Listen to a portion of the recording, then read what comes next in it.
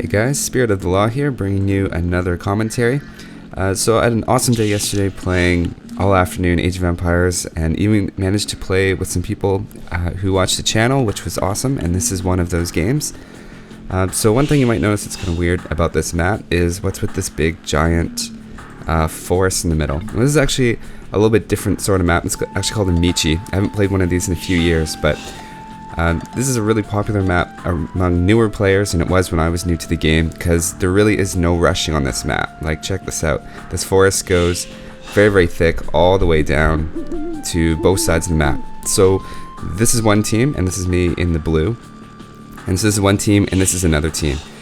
Now, one kind of twist in the Forgotten Empires expansion is that onagers can cut through trees. And we are playing the Forgotten Empire expansion here, which means that normally you actually had to have special civilizations like the Teutons or the Celts in order to actually get through the middle, whereas now any old civilization except for maybe the Huns, anybody that has the onager can cut through the middle.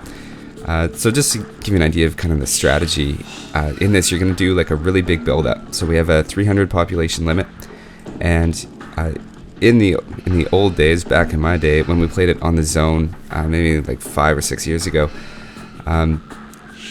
people would just build so many villagers. So you just have 200 villagers, you would max it out, and then you would kill all your villagers and build 200 military. So as you can tell, it's a really boomy kind of map. You really want to build up. It's like Black Forest, but even more extreme, of where you want a ton of villagers, and then you convert that all into military and go for one big push. And you'll see you get lots of resources. Just take a look at the map. It's a little bit like Yucatan in this particular iteration of it, in that we have 3 boars, we have 2 berry bushes, we have a large deer patch, you have tons and tons of sheep. And yeah, so here I am, I'm playing as the Slavs. I'm thinking about doing a civilization overview of them, so I'm just trying to get a little bit more familiar with them. And over here we have playing as the Saracens, Vasquez. So I'm like a 1700 player, and Shogun over here in the green is 1700. Everyone else was kind of 1600 to 1550, if I remember correctly. But as you'll see, some people seem to play above their numbers, and Vasquez is one of those players. So yeah, pretty standard build on this map at the beginning. And then we also have playing as Japanese, of course, my favorite civ, Envy here. And he's going to be playing in the gray, and so that's our team. So now on the other team, the highest ranked one was Shogun. Here he went random civilization, and he is playing as the Chinese. Good placement of his mill. Not only beside the berries, you might think, well, why does he put it this far away from the berries? Probably because he's going to plan to take the deer. Villagers do collect food from the deer faster, so it makes more sense to try to take advantage of that if you can. And those are 100 wood each, so if you can place it kind of somewhere where it can get both, that's a good strategy. And also on their team, playing as the Mongols. I can't remember if this was random civ or not. Some people went random, some people didn't. Mongols are a really good civilization for Michi, because I believe they do have the siege onager. Obviously that doesn't matter anymore, but just traditionally they were one of the favorite civilizations to use for it. Ooh, really good placement of the berry bushes for him. And then also, last but not least, playing as the Celts, we have Mimosvet. He's a watcher of the channel, which was awesome, and a really nice guy. And so I decided I was just going to play a game with him, and I can see he's already figured out the map and the strategy here. So you're going to want to put up watchtowers here to keep an eye, because even though it's all revealed for us right now, it's just unexplored for the players that are in the game. So you're going to want to keep an eye on the forest and see where people are cutting through. Normally you're not going to do it with lumberjacks. Usually you're going to go for the onager. You'll make it to maybe here with lumberjacks before the 45 minute, or about when people normally attack. So yeah, I'll just kind of go around and I'll show you where different people are at. I don't think I'm going to build all these villagers, but the point is to have a little bit larger population, so you get a stronger Dark Age, you go into Feudal Age a little bit stronger, and then you can really build up from there. So Mimosvet on 19 and advancing, decent time, and Shogun also going for a little bit, just a little bit more villagers. There's no risk at all of being rushed in this map. And Vasquez going up on 24, Shogun on 21, probably heading up soon. He's got the right amount of food. Is he not building villagers? He should be advancing. And Envy is going up. I don't mind this idea of just going up a little bit later. That was my strategy. I mean, here I am at 30 and I still haven't even gone up yet. Yeah, thinking back, I probably shouldn't have even gotten loom, come to think of it. If you have enough villagers, you don't have to worry about them dying to the boars. And the boars are really close, you didn't have to lure them very far, and there's no risk of being attacked. So actually, loom probably was not necessary on this map. But anyway, good to know. So a couple little things I'm doing. This isn't very good. I was trying to lure them back with my scout, and I wasn't really paying attention. If you can lure the deer with your scout, that's always nice, because they'll get a little bit closer. And here I'm being chatty. Yeah, so I'm trying to think what else about the map that I haven't told you guys. I mean, I'm sure you guys are smart enough to kind of figure out the gameplay is going to be a little bit different. And here's, yeah, this some very late fetal times here, which is good. Like, people have figured out the map for sure. And Minosfed making villagers good. A little bit behind. The only thing, I wonder if Minosfed has stopped making villagers at some point, and especially in this map where it's all about like a ton of villagers. You just want to keep going, constantly making it. I know that's what everybody tells me. Kind of weird little weird, the stormy dog. Yeah, this is kind of a custom scenario, so it's although it does randomly generate, so it's kind of a custom, one of those custom ones. It also randomly generates, and it's a couple interesting things and dead villagers and stuff. And one thing about these maps is they do tend to be kind of lull you into this false sense of security. You'll feel, at the beginning of the game there's absolutely no risk of being attacked, and then you'll put up your watchtowers and everything looks good, and you just start booming, and you'll just keep getting bigger and bigger, and you're like, this is awesome, this is just like free play Age of Empires. And but then when they attack, they tend to really attack. You'll see what I mean.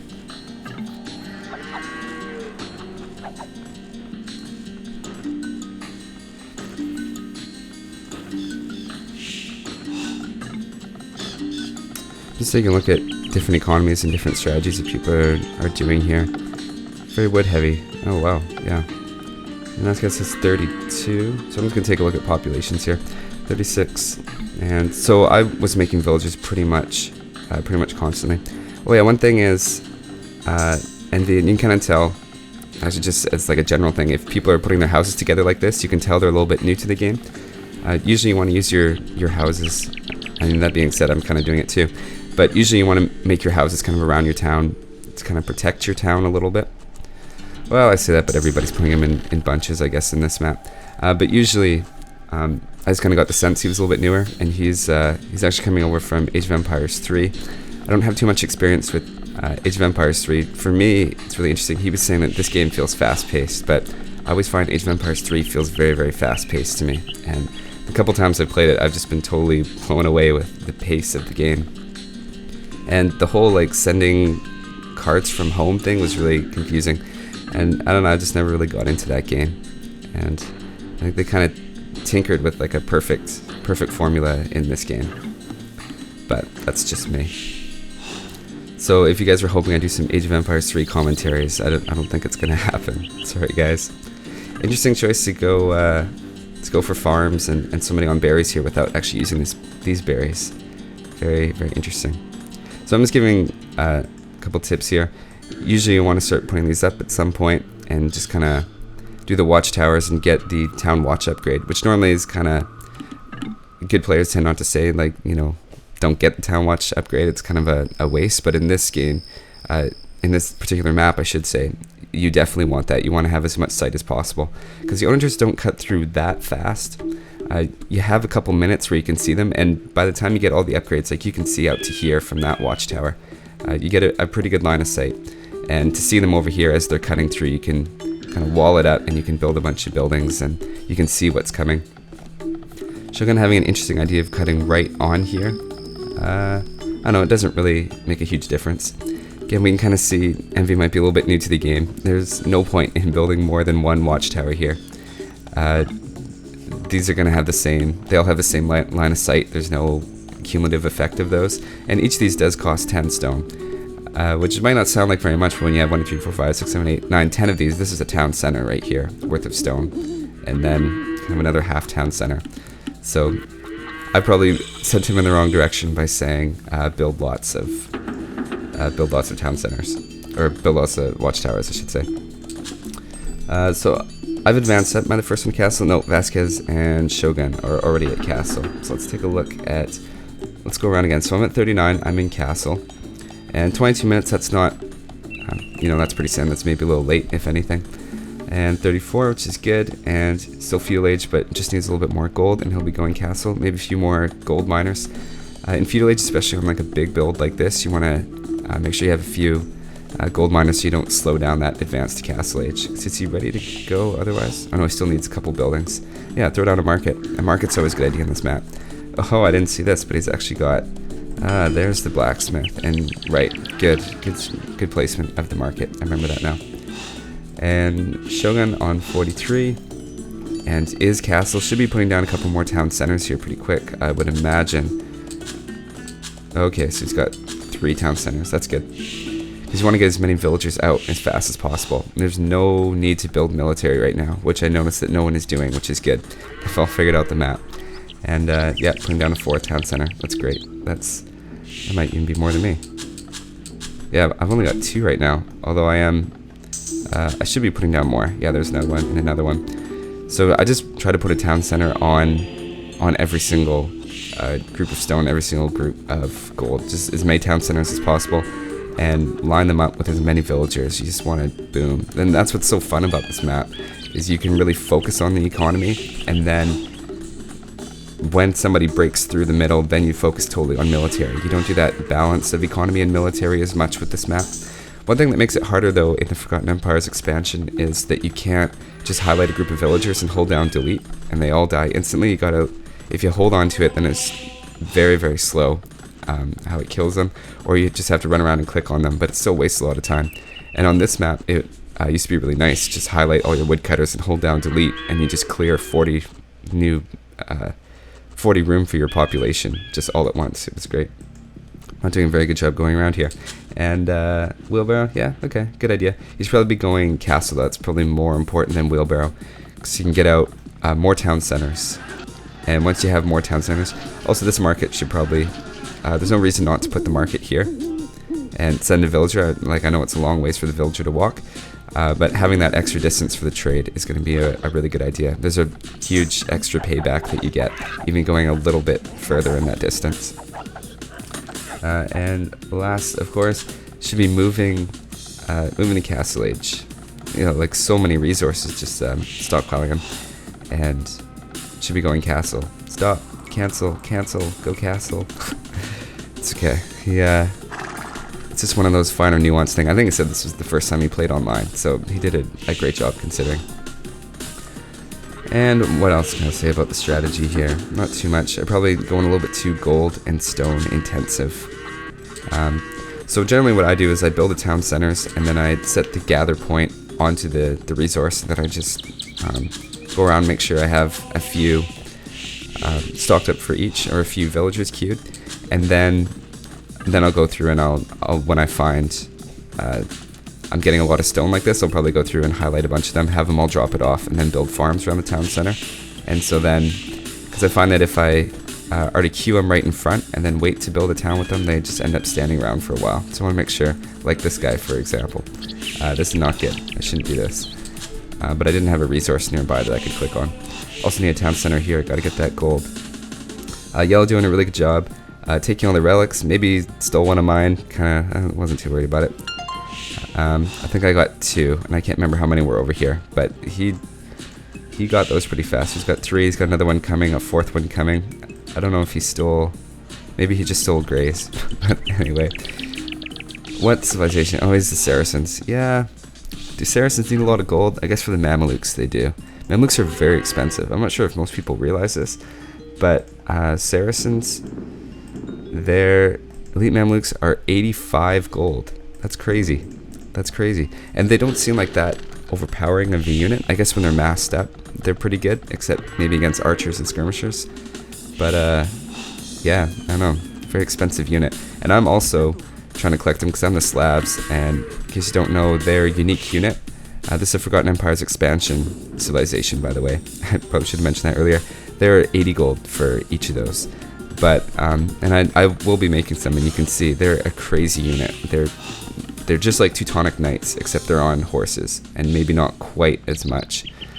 See, here I am. I'm saying, oh, you can tell somebody's new when they just put all their houses together, and here I am making all my houses together. The reason I'm doing this is just because it's a huge population. It's 300 population, and I didn't want my houses somewhere where they could get destroyed. So the fight is actually going to tend to be over near the forest as well. The fight isn't going to be in your bases. Once somebody's broken through and they're in your base, it's kind of over. So the whole point is to kind of wall up. I'm having a plan here that if they don't attack us soon enough, then I'll probably just be breaking through here. Try to pick a spot in between two of the different players so you can decide once you go through which one you're going for. Whereas if I had broken through here, I pretty much have to fight Mamosfet in the corner here. So generally, I try to pick a spot that's in between two players, and it seemed to me from what I knew of the map that this was a good place in between players that I can break through here. And of course, I will be going with the Onager, but still have to go with Imperial, which I should be doing. What am I doing? I'm not paying attention, because I have to, I'm not even making villagers. And yeah, I'm not sure actually what that's about. So I should be going Imperial here. 33 minutes seems very fast. It was kind of a high resource map. No need for military whatsoever. Vasquez going Imperial, that's good. Okay, so I'm 108, just trying to go Imperial. Now let's set Castle. Gotta be careful, make lots of houses. Although, the only thing about that is just make sure he doesn't build the houses here and interrupt with the trade. But maybe houses along the outside would be nice. More town centers as well would probably be a good idea. So putting down, I don't know if he's got the resources for it right now, but maybe putting down like a town center here or town center here so that he can have villagers gather wood and gold. And then as you keep making those villagers, they start to pay for themselves very quickly. So having another town center here, making villagers to collect the stone. Maybe another town center here to get the wood and the stone. Yeah, just making sure. And he has relics, good. Good idea to... Oh, I could grab that one too. That's good. They're a little bit slower to collect the relics. Not that it really doesn't make a big difference.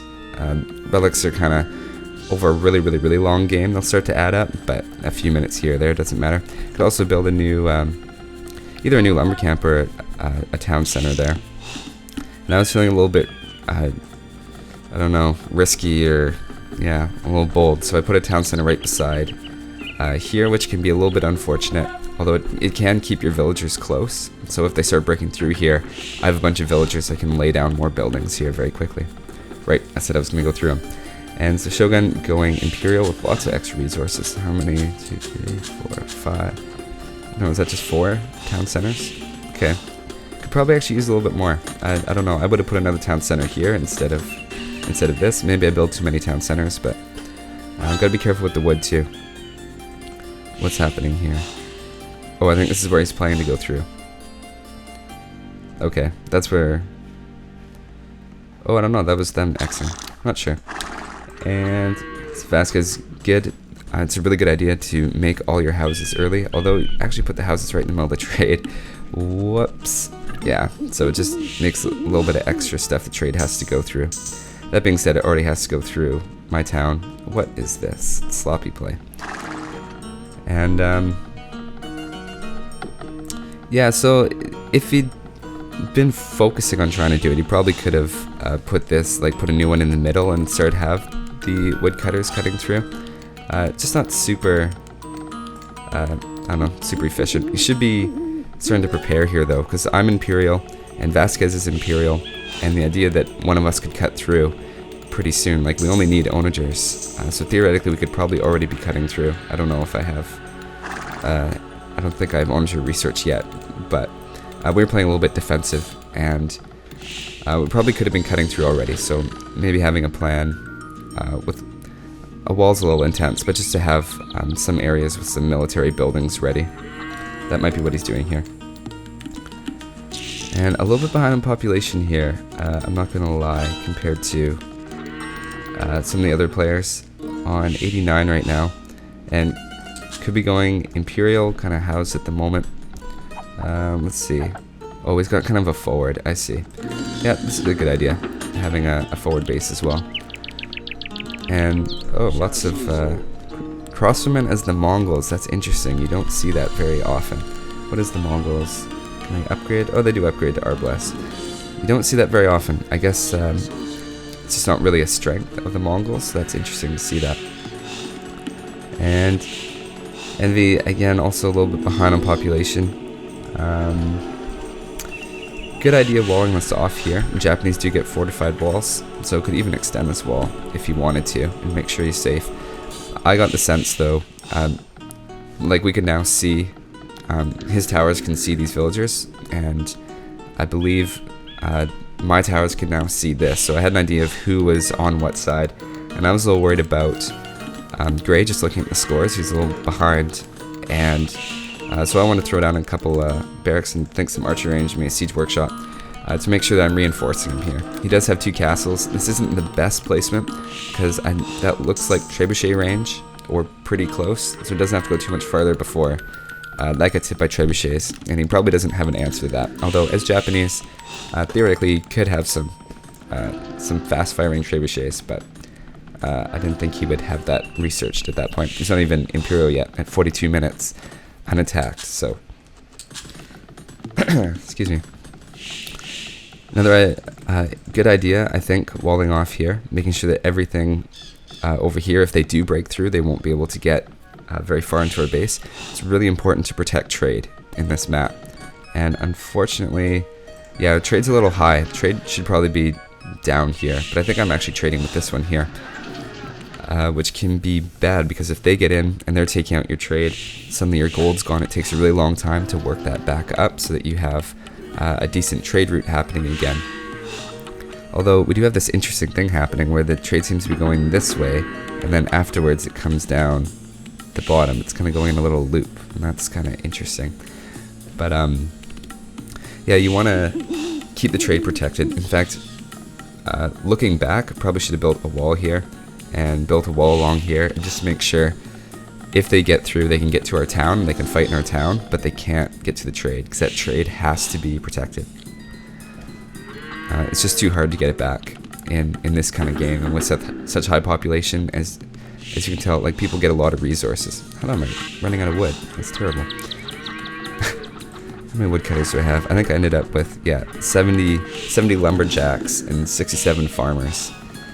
And just go around kind of, for comparison, 14 lumberjacks, 26 farmers for Millisfet. Like, you can tell the large difference in scale that could happen if you build a lot of town centers and just let them go. Again, 24 lumberjacks, 40 farmers. So 36, 31, 21 and 21. Whoa, seriously? 67 lumberjacks, holy cow, and you can tell he's got way too much. Transfer some of those over the farms, man. But, yeah, and put some more lumber camps closer here. Yeah, okay, so Envy has a lot, but kind of my 70 lumberjacks and 70 farmers, it gives me probably the biggest economy here in this game at this point, which is going to be really big, because I'm going to keep making villagers, and then if it turns into a really long conflict, I can just delete those villagers and get a bunch of population room and have the resources to now build those up. So I'm trying to get my trade up, because I'm starting to realize I'm going to be running out of gold in not too long. The reason I like to build a bunch of blacksmiths is so that I can go through all of them, and I can just go through the 3 and research 3 things when I think of it, go through the university, research 3 things as I think of it, and I don't have to make sure I keep going back over and over to research something. They're only 150 wood, and at this point, that's not very much. I have 70 lumberjacks. So I'm getting ready here. I've got my onager if I do decide to cut through here. I have a variety of buildings. I should be making more, but I'm going to wall this off. What's happening over here? Oh yeah, we need a gate here. If he makes this all a giant wall, I mean, I would like to have a gate here and here, so that as I'm streaming units in, I can actually support him instead of having them.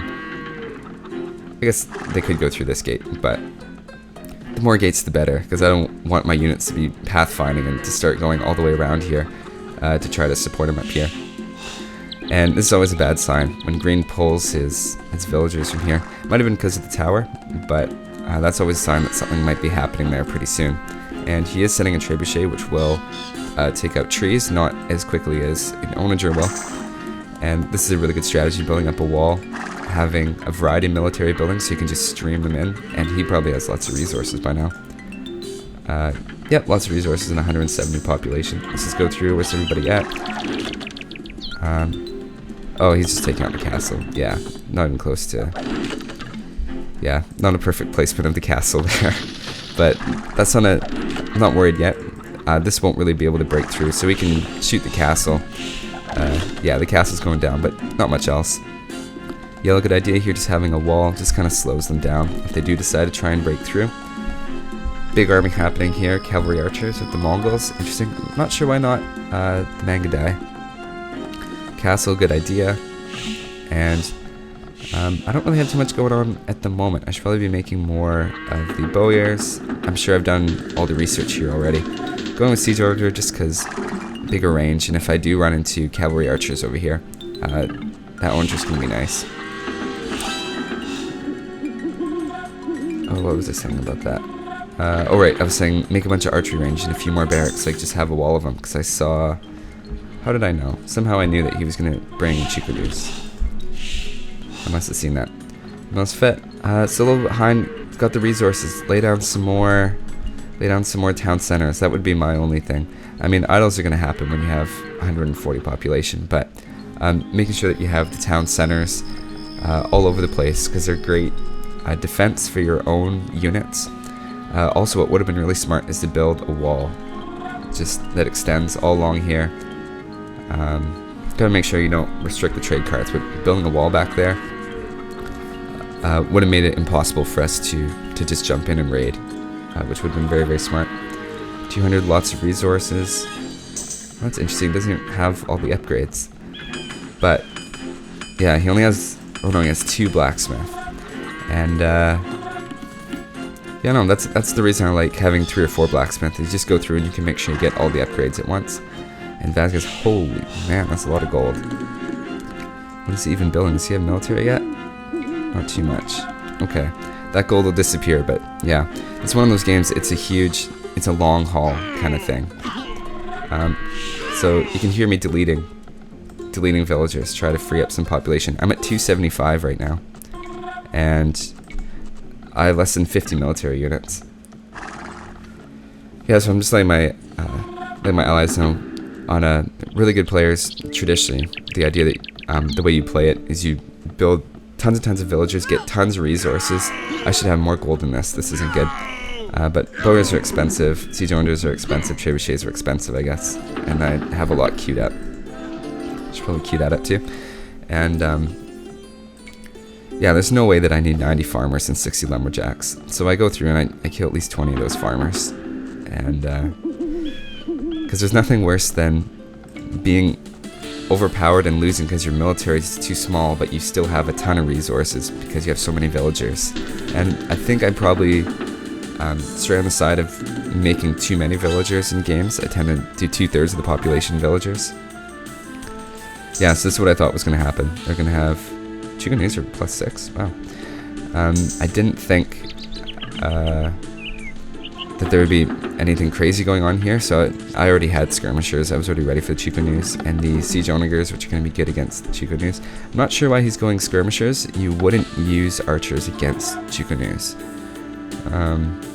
Yeah, so that's interesting. You using skirmishers against Chikunos, so the Onagers make sense. I'm not sure, or you might use cavalry against Chikunos, but skirmishers are even more weak to cavalry, so I'm not sure what the skirmishers are doing there.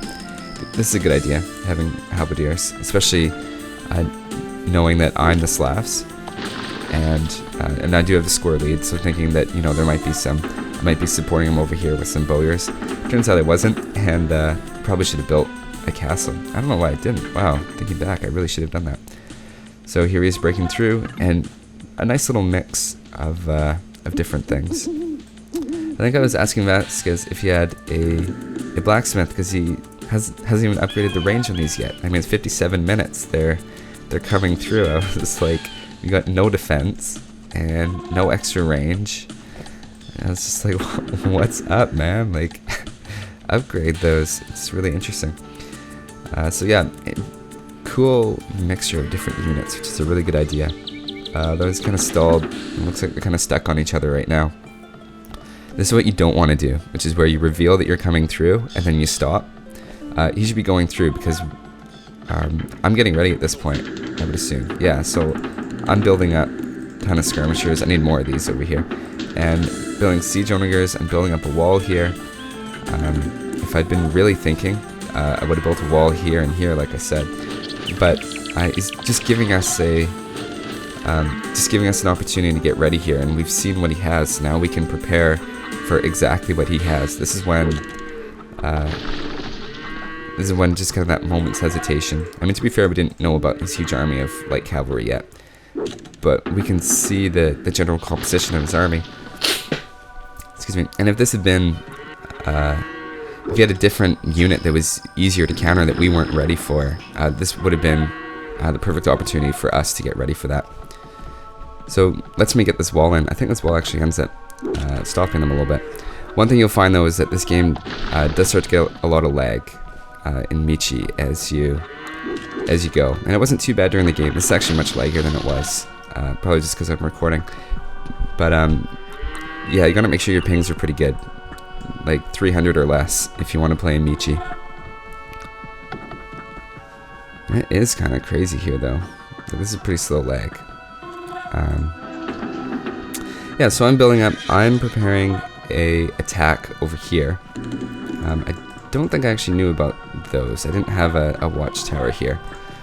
But I wasn't too worried just because I had the trebuchet, and look at these bowlers. 9 melee defense. I mean, an elite Teutonic Knight is 13. Like, it's crazy. And 150 health. I think that's actually more than a Teutonic Knight. And just slightly less attack than a Teutonic Knight. And they're on horses. I mean, Teutonic Knights are so slow, and that's why they're so easy to counter. And these things are on horses, and, you know, normal horse speed. So that's pretty crazy. So I'm pretty much ready here. Should have connected that wall. Somebody cut that for us. I didn't realize it. So I'm ready. I've put a wall around here, but we're getting attacked in here, and I'm realizing that this is not going to go well. He's got a lot of different units here. He's got quite a bit, and he's going to come in, and I don't know if Gray doesn't look like he's ready for this. So my thought is to put pressure on the other side, so I was going to go through. And I said I was going to attack Red. Sorry, man, was fat. Reason being that I did notice he had a higher score than Teal, and I'm not so worried about in the long term the players that are the lowest score. It's you want to knock out the other players that have the better economy first, and you don't want to let them boom. So I'm going through here, and now I realize that he knows exactly where I'm coming from and has 3 castles there. Not a big problem because I have trebuchets though. Probably would have been easier if I'd gone through over here. I really should have had some watchtowers up, or not watchtowers but outposts, and I would have seen that, and that would have been a lot smarter. Still really interested about the cavalry archer, which should be elite cavalry archer, to be honest. Lots of onagers. Okay, going along, building lots of defense. So you can see what happens with this map is you start to get a ton of military buildings built up right against the forest. But then if you can break behind that, you can generally get into their bases pretty easily. And if you can take out the trade, like I said, it's pretty much game over. Elite samurais with no blacksmith upgrades. Oh no. And yeah, onagers are just gonna take that out. Yo, asking if you should attack here. I was kind of thinking, well, we should probably make sure that we hold this, but I wasn't super big on yellow attacking. So what I was saying about the 2 attack points, I was saying I'm already attacking through here. And Teal kind of like walling up and leaving Red on his own, saying, hey, my army's here, don't you dare come this way. So kind of inviting me to attack the other way. I guess he has a castle there, but kind of abandoning his ally there. So I was thinking, you know, I'm already attacking there, and I'm also trying to help out here. I'm just setting in skirmishers and onagers. I'm not paying too much attention to this. I think I just have a few units queued up. I'm just sending them over just to a little bit of a meat shield, I guess. Probably should have been paying more attention since there's onagers over here. Yeah, so I'm through on this side, sending in my bowyers. Look at this. This is a frightening army. There's nothing really super good against this. I mean, it takes a few scorpion shots, and so close. He's just gotta touch that wall. But I managed to get my units in, and once they're in, like, the units will kind of will go around each other. It makes it impossible for them to build. I'm just trying to get them in. I really don't want to get trapped here. I don't want to fight these halberdiers, even though the bowyers do have really good defense. Halberdiers actually get a huge bonus as well, so they will take them down. So just trying to get my units through, and luckily just by one square, just one square. That being said, even if he did block it, I still could have used my onagers to cut through the side. But yeah, sneak him through, probably lose 10 of them, but ooh, that was a nice shot with the onagers. Whoa. Yeah, but these guys can take a beating. So I'm not interested in fighting all his units up at the front. That's not what I'm interested in. I'm interested in going to the back of the base, finding the trade, trying to take out the trade, trying to disrupt his economy in any way that I can. And this is why having town centers here, so we could hide the villagers inside the town center. He would have something that's shooting my guys. I can't really hang out for too long. But now, because these are streaming in, I can keep fighting these.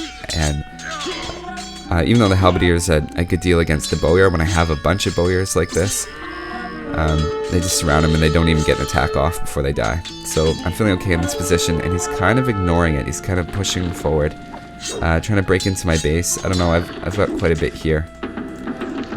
So I do have pretty good infantry as well, and pretty good siege, and both are generally good against infantry, although, yeah, I gotta wake up here and attack.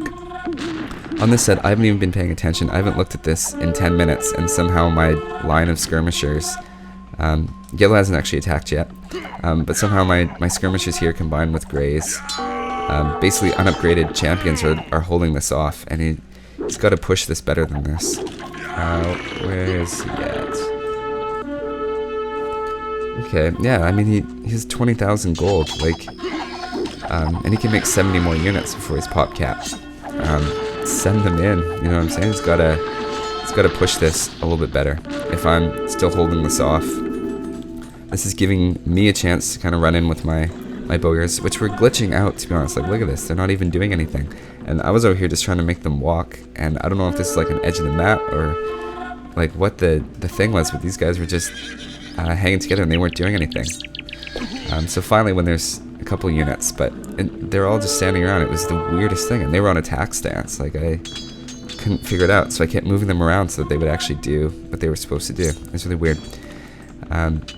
Being a little bit ignored by red, which is too bad. See, if this had been walled up, maybe 2 or 3 layers of fortified wall, you can see my guys wouldn't get in.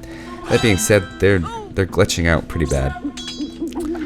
So I'm looking back here, we're actually starting to get overrun. It's like, come on, man, get him in there. They're finally upgraded. That's awesome, but get in, because you're not going to be able to do this on your own.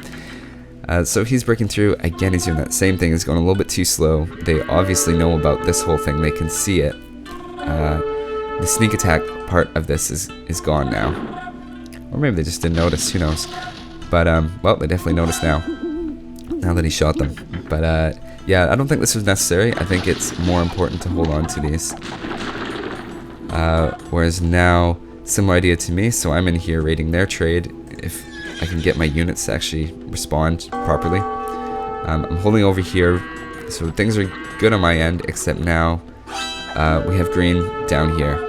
And this is why we should have walled.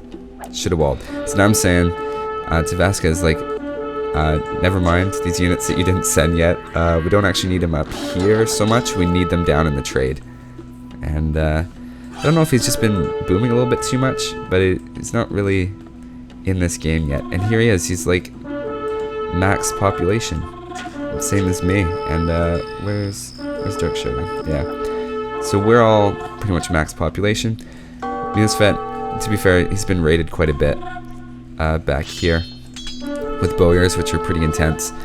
Still could be doing more of a population, and maybe down here where there's obviously this break is happening, just build like a ton of buildings, just a ton of military buildings, like way more than you think you need. You shouldn't be queuing them up to 15. I mean, I know I do that all the time, but just a ton of buildings here, like all along here, and start putting out archers, which are good against the bowyers, weirdly enough, because they only have 6 defense. So these archers are good, and these orangers are a great idea. But just more buildings, just more. So everything's got to be like a bigger scale. Yeah, and they weren't super happy about my bowyers, but like these bowyers are standing around. I couldn't even believe it. There's something really, really glitchy happening. I didn't actually take out too much of their trade, to be honest. Again, I did a little bit, but I feel like they're doing a good job here, taking out ours. Although theirs are glitching out too. I don't know what's happening down in the corners of this map, but yeah. So now we got the heavy cavalry archers chasing the light cavalry around. My trade's been pretty untouched, but yeah, just get in there, disrupting each other. So on this side, I have my trebuchets. I've taken out his trebuchets. I'm probably going to take down one of these walls, probably take this out. The point is now, I've gone in, I've raided, I've taken out their trade, although let's see. Dark Shogun still has 26,000, so it's not like it's a huge deal for him. He still has way more than me. But we have yellow breaking through, which is good. I feel like he probably should have helped out gray though, to be honest, instead of breaking through on that other side. And he doesn't even have an army there to back it up. But anyway, c'est la vie, what are you going to do? He probably should have helped out gray though, because now they have an easy in. What green should be doing is laying down a bunch of military buildings here and pumping units into yellow's base. And here we have more heavy cavalry archers running around. That being said, it is a good idea to attack the trade, and that's a really good idea. But I'm now in here, and there's no units here to stop me. So all of Teal's units are down here taking out our trade, which is really good. Like look at all these dead trade carts. And I wasn't sure which way this was gonna go.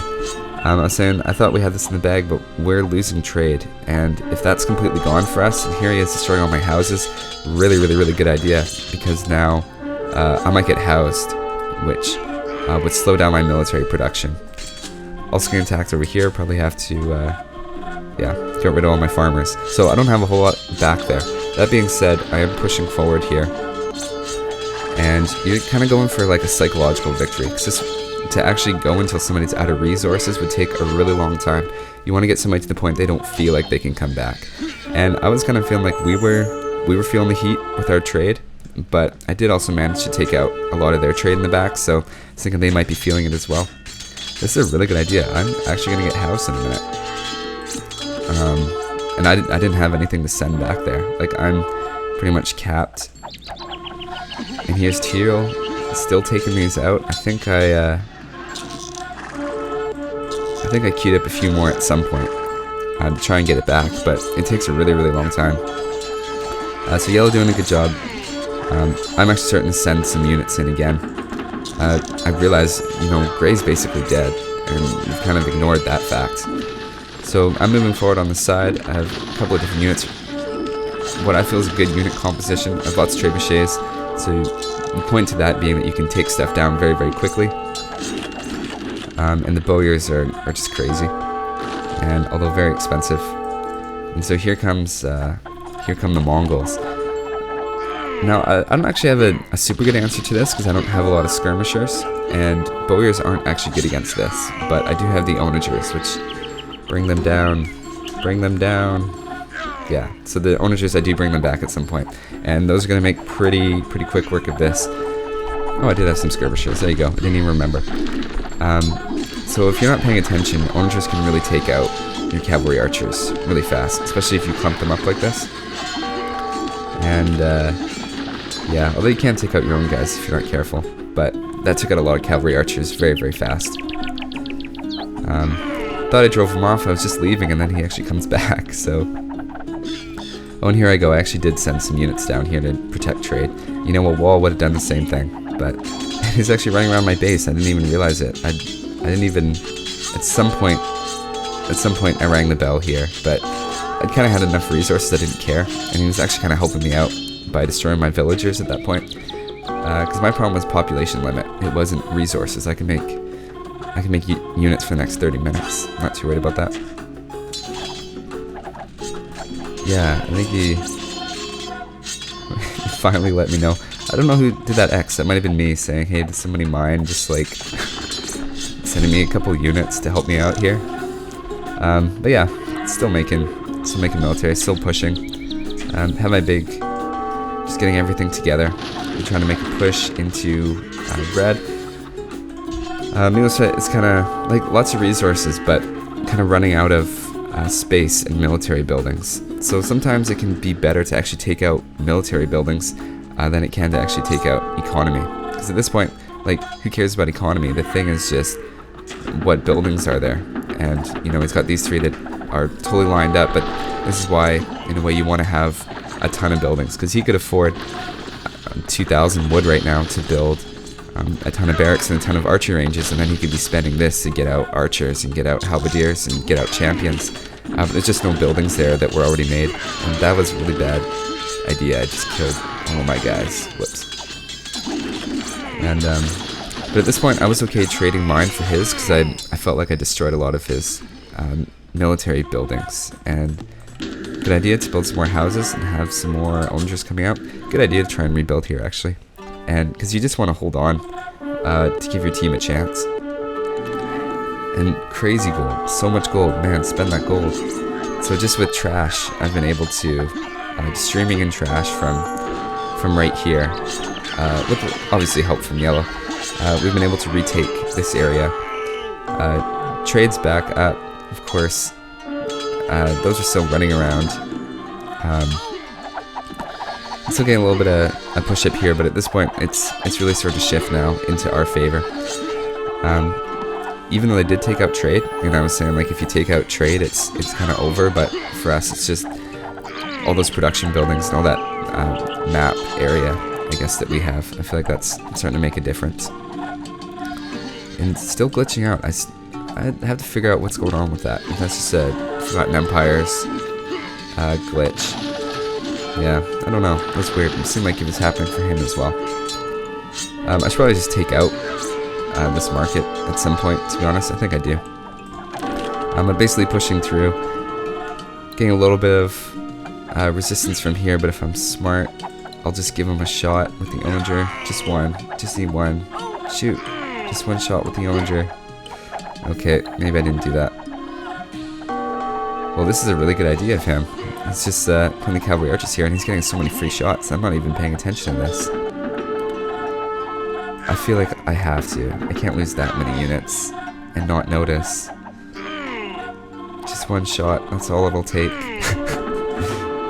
Wow, this is really, really effective. Huh. I would have thought that I would have noticed that. But there you go. So I'm streaming my units and he's killing them as they're coming. Anyway, so kind of holding here. I have no idea how we're ending up holding this. Gray's rebuilding. We seem to have cleaned out those light cavalry. And yellow's finally making a push. And now that we have gray, Gray's rebuilding. Yellow's pushing out. Excuse me. He's using all of his units. I'm pushing into red. I'm in their trade. I think their trade's pretty much gone at this point. I think I'm going to destroy that pretty soon. See, this is why it's a good idea to get your villagers in there. Like, so much damage. Oh, never mind. I thought that was one of my onagers that was shooting it. Yeah, very, very effective. Very cost effective. A little raid there. Yeah, so I'm just going in. I'm just getting the extra. Oh, I did take a shot on those. I knew it would happen eventually. Sorry, I missed it. Yeah, I'm still trying to raid, but it's a little bit too late. Let's take a look where people are at. So I'm population max, pretty much running out of gold. It's fat, just no buildings. It's got the resources, just no buildings. I think Dark Shogun resigns here, even though he had 21,000 gold. So you gotta use it. You gotta put it in there. Make the units. Just get tons of buildings and just pump guys in there. And that's because a great economy. Still really good economy, and just so many cavalry archers ran out of gold. And yeah, rebuilding. Not bad. Not bad. Yeah, so we were talking about the elite bowlers and how good they were. But yeah, he was talking about yeah, I feel like he could have done more, and I don't know. Yeah, so resigning with 21,000 gold. There you go.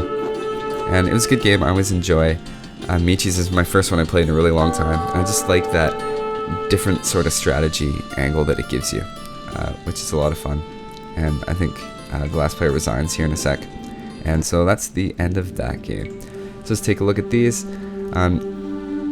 This is pretty standard to have super high kill and super high loss. Like, it's just like a throw everything at them and just everything dies.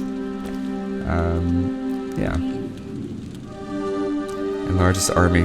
So you'll see from the society stats, I had 241 villagers and then killed enough of them that I can make 214 army. So I must have killed about 100 villagers to free up that population, which is a good strategy, I think. So it lets you collect a lot of resources and have a big military. So not only did I have the largest army at one point, I also collected the most of quite a few resources. That being said, Vasca's in the trade profit. Wow. Good on him, even after it was raided. And lots of research for Saracens, that makes sense, they have a huge tech tree. And relic gold, as you can see, he grabbed a couple of those, and so there's the map. So thanks everybody for watching. I know that was kind of a long one. I think lag kind of slowed that down. Yeah, so if anybody else is interested in playing online or me with Svet, again, obviously I'm always happy to play with people who watch the channel. So thanks very much, and we'll see you next time.